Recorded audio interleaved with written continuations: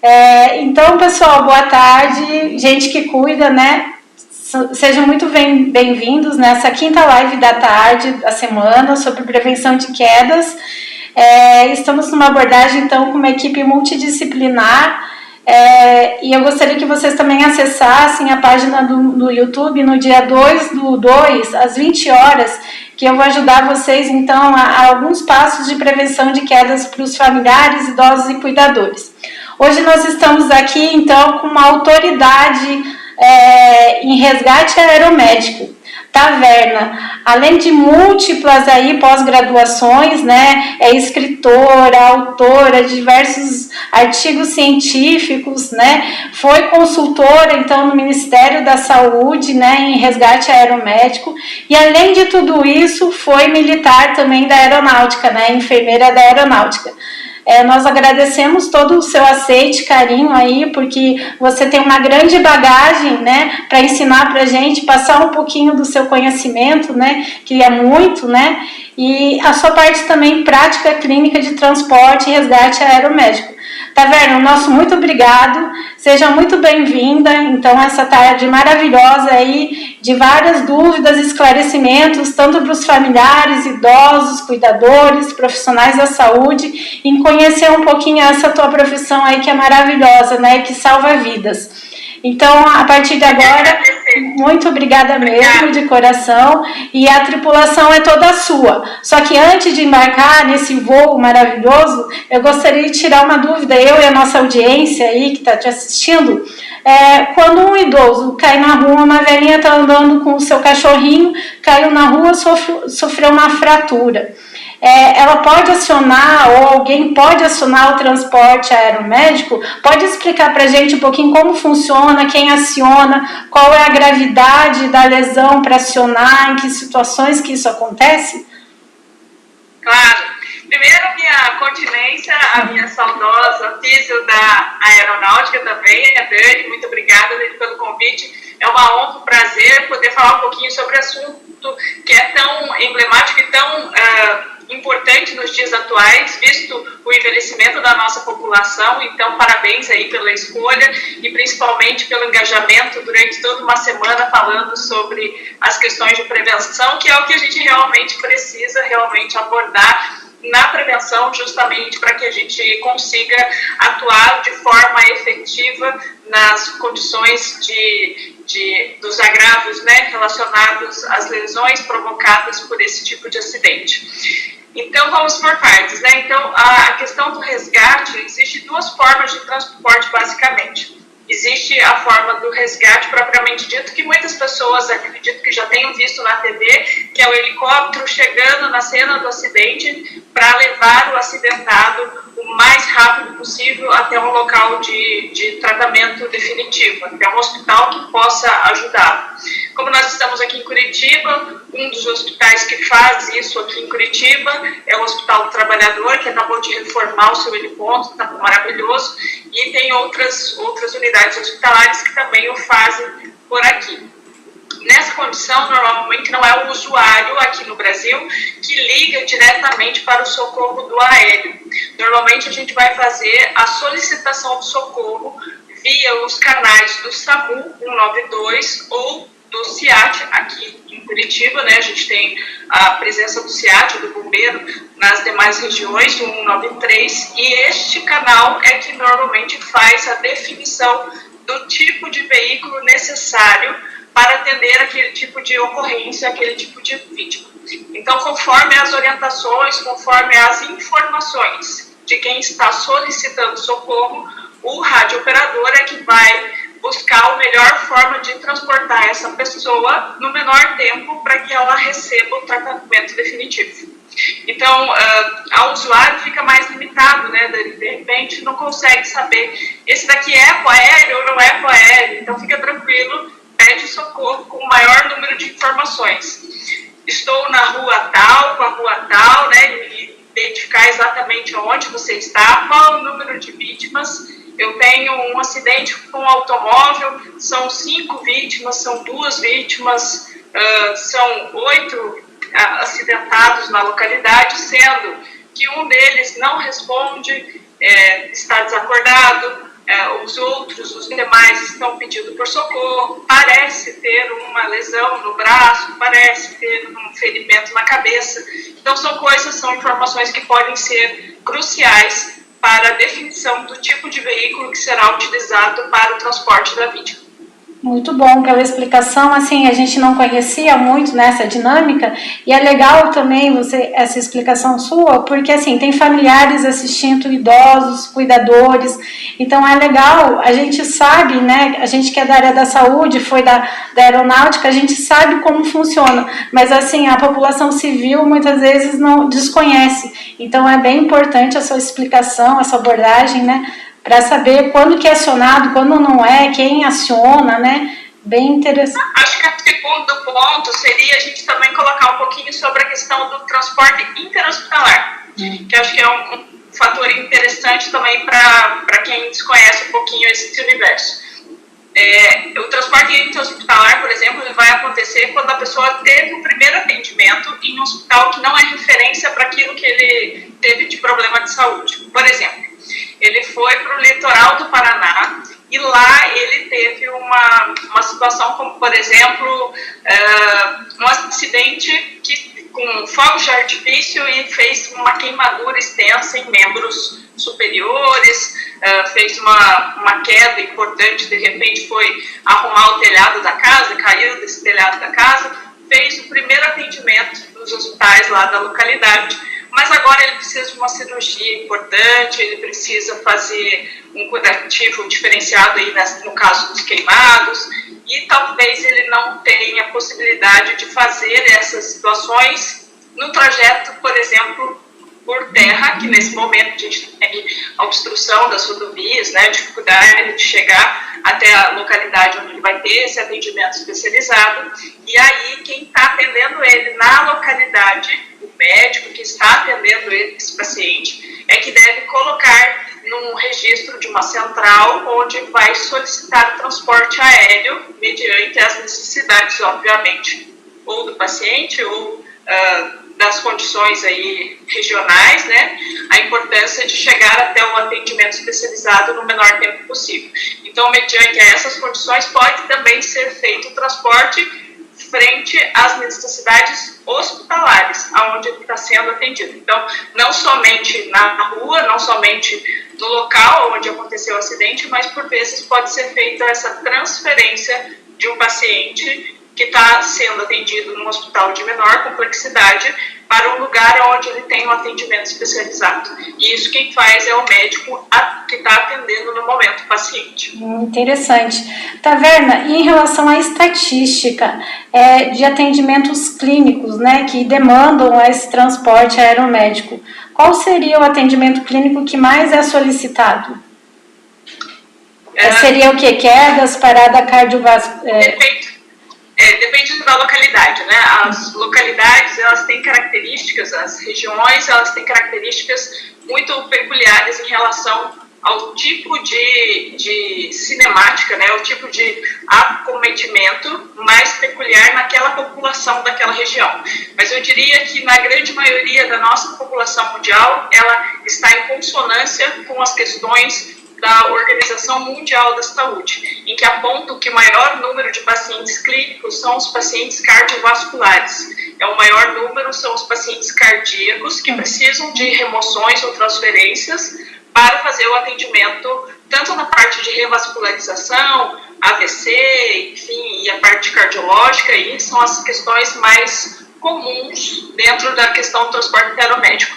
E aí, em segundo lugar, no pacote, eu colocaria as questões que necessitam de centros de maior complexidade, que no caso são aqueles que a gente não vai ter em todas as cidades e municípios do país, numa extensão territorial como o nosso país. Então, eu não vou ter, por exemplo, UTI neonatal em todos os municípios do nosso país. Não é viável, não tem como a gente ter esse número nem de profissionais, nem de equipamentos para atender um volume tão grande de neonatais. Um bebê que nasce hoje com problema cardíaco, ele vai ter que ir até um centro especializado.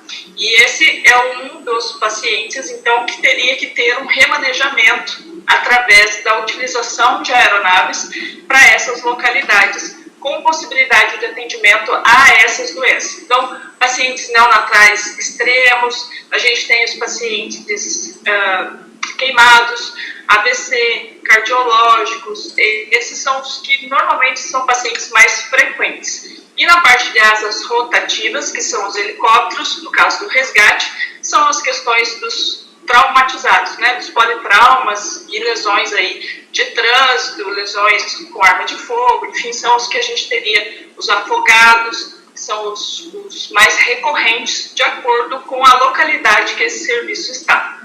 E como a gente está abordando quedas, então prevenção de quedas, tem alguma situação que te marcou durante esses atendimentos, que, por exemplo, no idoso, que vocês tiveram que fazer esse resgate?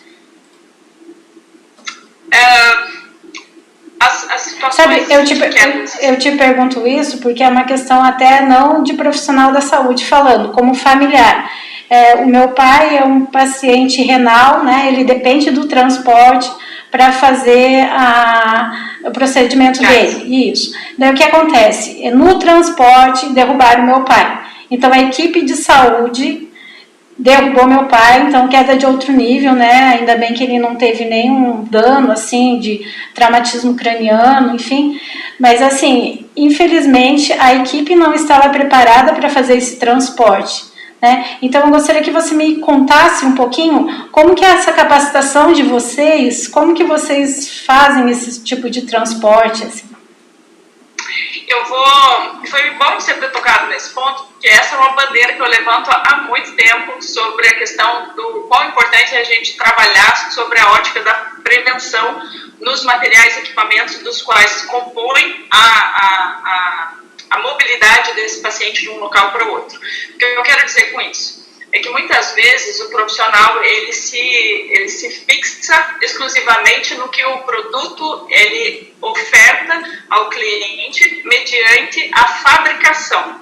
O que eu quero dizer com isso? Quando a gente compra um produto e ele diz lá que, por exemplo, ele suporta 150 quilos, uma prancha de transporte do paciente, uma maca, está escrito lá, quando eu vou comprar, quando eu vou fazer o descritivo daquele material, está no manual que ele aguenta 150 quilos. Agora eu te pergunto, Dani, depois de 15 anos, 20 anos de existência desse serviço, com o número de transportes que são realizados, 10, 15, 20 transportes por dia em 24 horas, nos últimos 10 anos, você jura para mim que essa máquina continua atendendo 150 quilos igualzinho quando ela era novinha e ela foi fabricada? Não tem como a gente garantir que isso vai ter a mesma função, a mesma durabilidade. E isso inclui, por exemplo, os materiais de resgate, onde eles são lavados constantemente, onde eles são expostos ao sol, à chuva, ao excesso aí realmente de mobilidades num curto período de tempo. Então, quando a gente coloca e você pergunta automaticamente para alguém que trabalha no atendimento pré-hospitalar, fora do hospital, quanto suporta a sua maca de peso? A pessoa olha e fala assim, acho que uns 200 quilos. 200 quilos? E 200 quilos era lá quando ela foi fabricada? Faz quanto tempo que não calibra, que não vê o material? Então, eu digo para você que sim, pode sim ter muito relacionado à questão de treinamento, e acho que esse é o segundo ponto em relação à segurança do transporte do paciente. Então, o primeiro deles é a manutenção correta e contínua dos materiais e equipamentos necessários para fazer o transporte, incluindo a maca, incluindo os cintos, as fivelas. Não é raro a gente encontrar ambulâncias no nosso país transitando com macas e cintos amarrados, porque a fivela já foi embora faz tempo, né? A fivela, ela parte, ela é feita de plástico, e esse plástico usado continuamente com excesso da força, e principalmente por estar exposta ao sol, ela resseca esse material, né, essa fivela plástica, e ela acaba quebrando. E não consegue repor, e o serviço precisa continuar, e por isso acabam amarrando esse paciente sobre a maca. Então, o uso inadequado de materiais e equipamentos pode sim influenciar para um transporte, de certo modo, questionável, né, que a gente precisa realmente aplicar com melhores condições o transporte de pacientes. O segundo ponto realmente é o treinamento contínuo da equipe. Algumas situações trazem a rotatividade muito grande dos personagens, das pessoas que estão dentro daquele transporte. E o fato da gente ter pessoas com porte físico diferentes. Eu tenho mulheres, tenho homens, tenho pessoas que têm um porte físico mais avantajado, outras pessoas são menores em altura, e essas pessoas, elas, em alguns serviços, né, rodam com muita frequência. O que significa que, durante um transporte, a sincronia dos profissionais é extremamente importante para minimizar as condições de risco de queda. Porque na hora da elevação é necessário que a gente eleve o paciente, levante o paciente, todos na mesma sincronia. Senão o paciente faz a cabeça para um lado, o pé para o outro, e quando não, vira, ele tomba realmente pelo fato de quem está de um lado ser mais forte, quem está do outro é mais fraco, o peso não fica distribuído entre todos, e isso faz com que, por vezes, o paciente possa cair. Então, essa foi uma questão que aconteceu com meu pai. Então, assim, a equipe não estava treinada, não tinha essa sincronia, então ele acabou que caiu, né? E é bem importante... Presente? Oi? Não estava presente. Eu vi pela gravação do vídeo, né? Foi gravado. Teve, Porque meu pai hoje, ele mora numa instituição de longa permanência. Então, assim, ainda bem que nessa instituição, né, eles gravam tudo. Então, assim, eu consegui captar a imagem da hora do transporte dele, né? Então, foi aí que a gente consegue ver perfeitamente, assim, a não sincronia da equipe de enfermagem, né? Então, dois ficaram do lado, fazendo mais força do outro. Então, aí que ele teve a queda, né? E aí ele desnivela. Então, assim, é bem preocupante, por isso que eu estou levantando essa bandeira também, porque pode ser com um familiar de qualquer pessoa, né? A gente sabe dos riscos, a gente sabe como, mas assim, são fatores externos que não dependem da gente, desse cuidado, né? Tudo bem, os fatores intrínsecos de queda, a gente consegue, né, manusear aí, né, ter uma melhora para o paciente idoso, mas esses fatores externos a gente não tem controle. E então, assim, uma preparação de uma equipe, né, da enfermagem, da saúde, é muito importante. Eu não sei se, por exemplo, a prefeitura ela tem a cada 3 meses capacitam essas pessoas. Você sabe me informar, Taverna? Não faço ideia, mas é muito importante que haja. Vou pegar o ar, desculpa. Claro. Rápido, 2 segundos. Pessoal, então, aproveitando aqui, a gente agradece a audiência de todos, tá? Essa live, então, está acontecendo durante a semana, já tivemos 5 lives com diferentes profissionais. Hoje de manhã foi com uma enfermeira de instituição de longa permanência, né, que a gente sabe hoje que o número de idosos está aumentando, e as residências hoje, né, essas casas de instituições de longa permanência também estão aumentando, e é importante então capacitar aí os cuidadores, familiares, né, todos os profissionais da saúde para lidar com esse público, né? Então, e um dos fatores que mais nos preocupa hoje são as quedas, né? Então, muito obrigada aí pelo esclarecimento. Obrigada pela fala. Obrigada, Dani. Desculpa, realmente está mais seco hoje, acabou que faltou aqui um pouquinho de hidratação. Obrigada. Trabalhar com a questão da prevenção, e aí a gente vai para algumas questões culturais, né? O que eu quero dizer com isso? Na área da saúde, a gente tem muito um contexto, infelizmente, ainda o paradigma a ser quebrado sobre o contexto e a ótica dos treinamentos dentro das instituições. O que eu quero dizer com isso? É que muitas vezes, pela rotina pesada, pelo excesso de trabalho, das jornadas de trabalho que os profissionais de saúde enfrentam, é muito comum eles desvalorizarem, de certo modo, essa pausa para o treinamento. Você fala assim, hoje vamos fazer um treinamento, então, sobre transporte de paciente. Ai, não acredito que eu vou ter que ficar cobrindo meu colega vou trabalhar por 2 enquanto ele vai fazer o treinamento, e vice-versa, porque o trabalho não para você poder fazer os treinamentos. Então, essa é uma dinâmica da qual eu sempre penso como a gente precisa evoluir sobre esse aspecto e valorizar mais as questões de rotina de treinamento institucional. Então, essa é a primeira situação. E dentro desse contexto, dentro da Força Aérea, tem uma pessoa que eu assisti uma palestra que foi extremamente importante para mim, e aí ela trouxe uma frase que eu uso até hoje e falo isso em muitos momentos. Até mesmo os melhores lenhadores precisam parar para afiar os seus machados, senão eles não serão grandes lenhadores. Então é mais ou menos isso, né? Por vezes nem o profissional entende e nem a família e o paciente estão institucionalizados. Por vezes eles entendem que aquele momento tem menos profissionais porque eles estão em treinamento. Por que fazer treinamento? Mais ou menos a mesma lógica de quando a gente vê alguém fazendo manutenção de asfalto na nossa cidade, na nossa rua. Por que fazer manutenção nessa hora, né? Que agora vai atrapalhar todo mundo. É necessário fazer, é uma questão que precisa ser resolvida.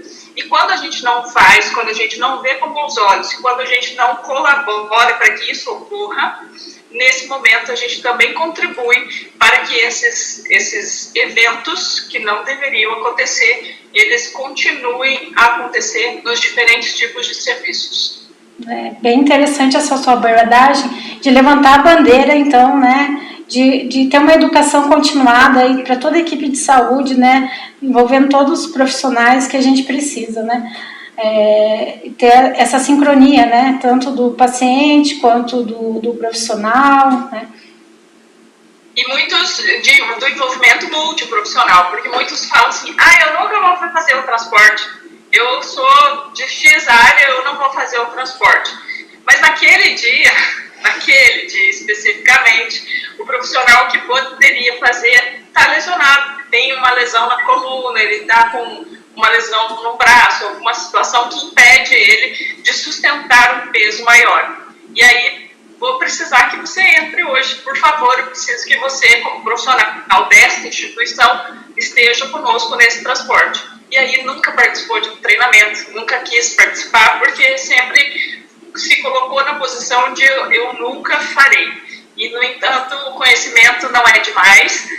Estar apto para não significa que você vai fazer isso todos os dias da sua vida, mas se você precisar, você tem o conhecimento e pode auxiliar de maneira efetiva e não de uma maneira arriscada para o paciente, porque realmente são vidas e a gente precisa entender da complexidade que o transporte tem. Nós temos ouvintes aqui que falaram que essa sua colocação foi sensacional e realmente foi sensacional, porque é isso, né, Taverna? É o cuidado que a gente tem que ter com o outro, né? Porque pode ser qualquer um da nossa família que esteja nesse momento e a gente não vai estar próximo, a gente vai estar confiando no que o outro faz. Então é muito importante, né, esse cuidado com todos. Então eu dividiria os riscos de transporte em duas fatias. O primeiro deles realmente é relacionado a materiais e equipamentos que a gente não pode desprezar, né, a importância e a característica dos seus materiais e equipamentos e trabalhar na questão de prevenção, que também as instituições acabam talvez menosprezando um pouco a questão da manutenção preventiva de determinados materiais.